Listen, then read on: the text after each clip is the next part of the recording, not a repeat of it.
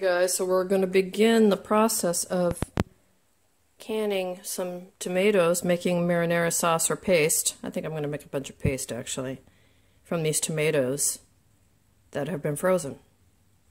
So right now they're thawing, and that beautiful tomato water is in here along with the frozen tomatoes. You can see as they thaw, right?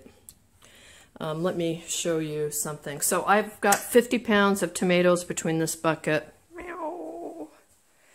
and this bucket. But here you can see the tomato water much better. And these tomatoes, a lot of them are just, they still have ice. It's still pretty frozen. Do not throw this beautiful tomato water away. It's a clear kind of tomato juice, but that's where the essence of the flavor is. That's where the best flavor is in that water. So save it. What we're going to do is, as these tomatoes thaw, I'm going to put them into this huge colander, which makes an excellent holiday gift, by the way. So I can capture the juice down in this big pot, which is a water bath canner, and we'll separate the two, and then I'll start the meat in the roaster. I'll take the tomato water or tomato juice, whatever you want to call it, and I'll put it on the stove to reduce, and then I'll mix the two, but hopefully I'll have enough water left over, tomato water. You'll see what I mean, because it's clear, but it tastes beautifully of fresh tomatoes right off the vine. Hopefully I'll have enough left over just to can some of that up separately. So this is one of the benefits of canning tomatoes after they've been frozen, because the skins will just fall right off, right? You don't have to parboil them. And the juice, which makes sauce runny, or the water, which makes all that sauce runny, separates itself from the meat. So you don't have to do a lot of cooking down, but you will want to add water back into your thickness. And if you, like I said, reduce some of this tomato water a bit on the stove, then you get even more flavor in that. But give that a taste and you'll know what I mean. So right now we're still in the process of thawing. I've got that on just so no crap falls in there. I'm going to start putting these into this colander to strain, and then I'll see about taking the skin off. Like, there's the skin. It's off, right? So it's that easy. Okay, anyway. Thaw, and we'll be back.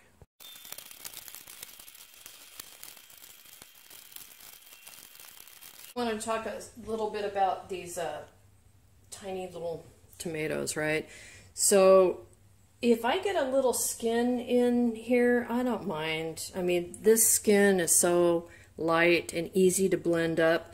So basically what I do with the little tiny cherries is I just kind of pop them out like a grape out of a skin or a tomato out of a skin. And then I'll just take the skin and put it in here. But sometimes, you know, like a little bit of skin will fall in. I don't care about that so much. And obviously, I'm getting seeds in here. And I don't care about seeds either. Contrary to popular opinion, they do not make your sauce bitter. Well, at least they don't make my sauce bitter. Maybe they make yours bitter. Or you just hate them. I mean, they do change the texture a little bit. So anyway, let's do this over and over and over again until we have a full turkey roaster here, which should take me about an hour or so. I could put all of this through my Squeezo. Maybe I'll do that. I don't know. Anyway, if I do, I'll tape it. So here I go, back to work.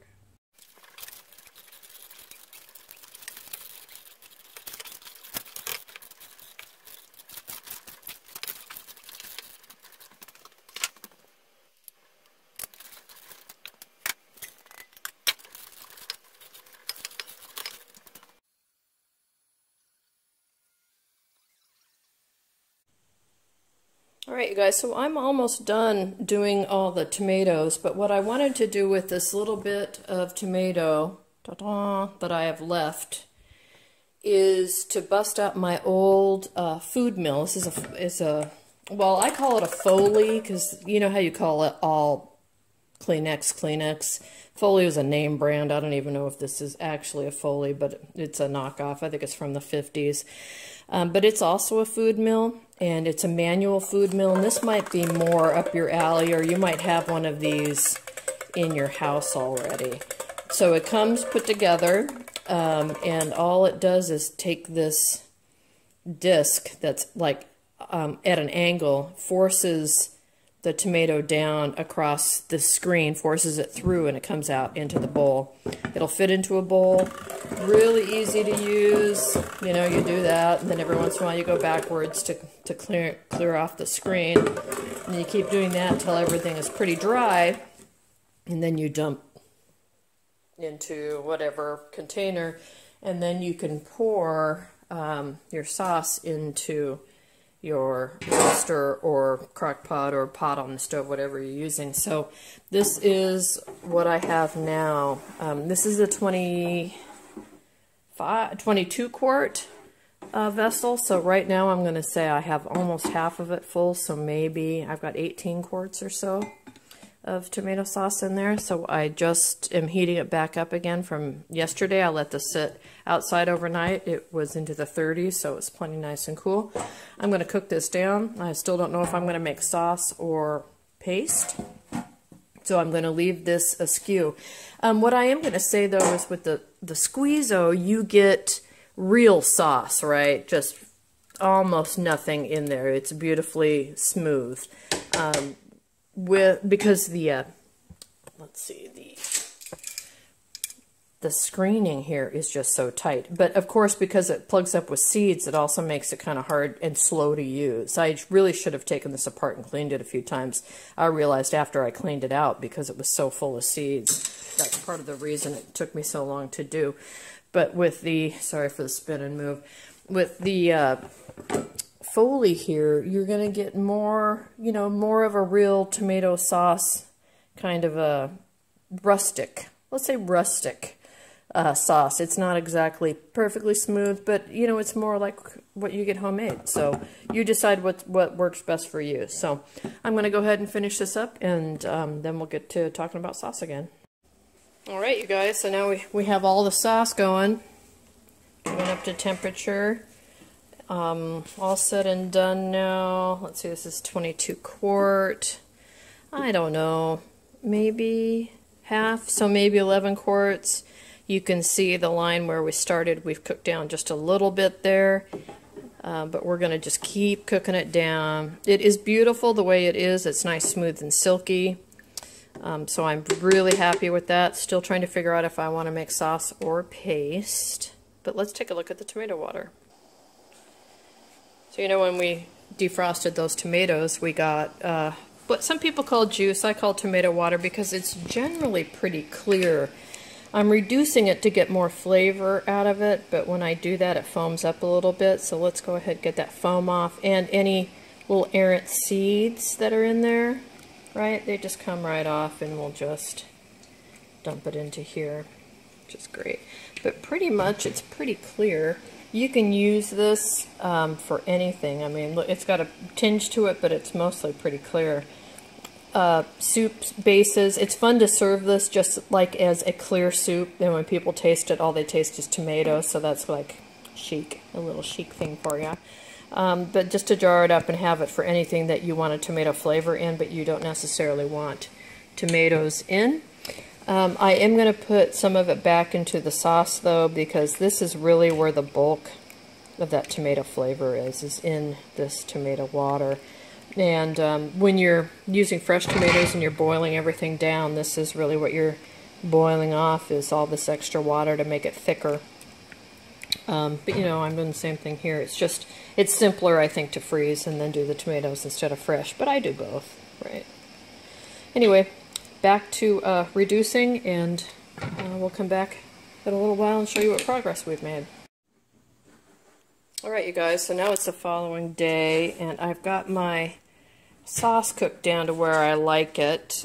We did decide to keep it sauce. I did a little inventory in my storage area, and I have a lot of paste from last year.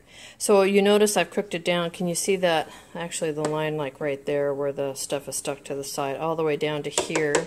We did have some of it for dinner last night, and it was so very good, so I'm very happy with that. So we're going to can up this sauce. It is just tomato sauce. It's just tomato. And then here we have that fabulous tomato water I was talking about. That's just kind of clear and has all the essence of tomato. You can see some bits of actual sauce or bits of tomato on the bottom. I'm okay with that. That's fine. So I've got the big pressure canner, the 941 out. The reason I have this out is because I'm going to can all this up at the same time. This is a 41.5 quart canner. That's volume. It'll hold a lot of jars. I'll put how many jars down below. So all I'm doing now is I've got my jars in the dishwasher getting cleaned and hot, bringing everything up to temperature to start canning. I've got my lids in some warm water back there. I know you don't have to do that anymore, but I like to do it. Got this going, and then I will turn this on once the dishwasher is done, which will be in, oh, just a couple minutes. So let's go ahead and just turn this bad boy onto a simmer. Going to get this extra hot again. It's still pretty warm. You can see some of the steam coming up. This is taking a little longer to come to temperature. But yeah, we're going to can both of these things in the same canner, so stay tuned. Hey guys, so today we're going to be using the National Center for Home Food Preservation's standard tomato sauce guidelines. And you can water bath or pressure can. I'm going to pressure can because I have so many jars and my pressure canner is the biggest canner. So I can, if I have a canner that's got a gauge pressure for the PSI, which is this, I'm supposed to use these directions. Hot pack, pints or quarts, 20 minutes at 6 pounds or 15 minutes at 11 pounds since I'm at sea level. But if I have a gauge pressure canner, which is this, onto the pressure gauge, and this dances around when it gets to temperature, it only goes like 5, 10, and 15 weights, right? So it can't do 6 pounds, so they say 20 minutes, 5 pounds at pints or quarts. Since my canner does both, I never really know which one to choose. I need to really find that out. But the difference is minuscule, 6 pounds versus 5 pounds at 20 minutes. I could do 15 minutes at 10 pounds of pressure, but that means I think it's going to be about the same, all said and done. So we'll go like 5.5, 6 pounds. Why not? Do more is better. So I'll link this down below. It's also got the recipe that I'm following to make this right now. So the juice, or the tomato water, tomato juice is the same time and pressure information. So we'll follow that for both of them. So I wanted to show you guys this. I've got 14, that's right, 14 pints down there. And now I'm going to stack my second layer. So I pull out, dun dun dun, another rack. The same rack that's in the bottom, so I've got 2 of these that came with the canner, and now I'm just going to start putting jars around on top of that. Alright you guys, so we have all the sauce in here now, so we're up to 22 pints in our All-American canner. So now I'm going to throw the top on, and we're going to get it up to 6 pounds pressure and start timing for 20 minutes. Alright you guys, so my temperature gauge is just up to 5 pounds right now, and my 5-pound weight has begun dancing. So this is a way you can tell if your poundage pressure is what it should be, and that's because the weight keeps moving. If it stops like this, like, I don't know, that, but it's not steaming like that. If it stops like that, that means you're either you're probably under poundage, so you're coming up to temperature or you've lost heat. When it's dancing, it's right at temperature, but when it's still steaming like that, that means you're way over temperature and you need to come down and turn it down. So this is just a great way to know when you're sitting on the couch over there and watching TV that this is still in range. I still get up and check it about every, I'd say 5 minutes, but truthfully it's probably every 3 minutes. But as long as I can hear that sound and I have this on the proper weight, then I know I'm gold. So we're up there, we're up to temperature now. I did let it vent for 20 minutes before, or 10 minutes before, but now I am going to put it on for 20 minutes. Too much sun there. And then we'll be done at 5-6 pounds pressure. Alright, so the 20 minutes is up. The timer just went off. It held steady temperature, so happy about that. Now I'm going to turn that off, turn the timer off. And I like to let the canner, the pressure canner, sit for a good hour before I open it up. I want everything to settle down in there. Plus, you really need to wait until all the pressure has naturally evacuated your canner. Do not ever do a quick cool on a canner, a pressure canner. If you do, you can warp the canner, break everything inside, just have a whole bunch of nastiness. So just don't do that. So just let it sit naturally. What's going on inside of the canner now is that pressure is still built up in there, and those jars are still pressurized, and they're still canning the things that are in the jars themselves. So this is actually built in part of the time to count toward your canning, the canning temperature, so you kill the botulism in the jars. This time is counted in that. So leave it be, 45 minutes, an hour, whatever, and then it'll be a lot easier to get the lid off and everything else anyway. So I'll keep the weight on. I'll keep that on for about 30-40 minutes until I can lift it off and no steam comes out. And I'll test that with a tongs. And then I'll continue to let it sit for a good hour. And then I'll take the top off. Sometimes these tops can be a little difficult, so we'll take it off together and I'll show you how to pry the top up with a screwdriver if we need to. So come back in an hour.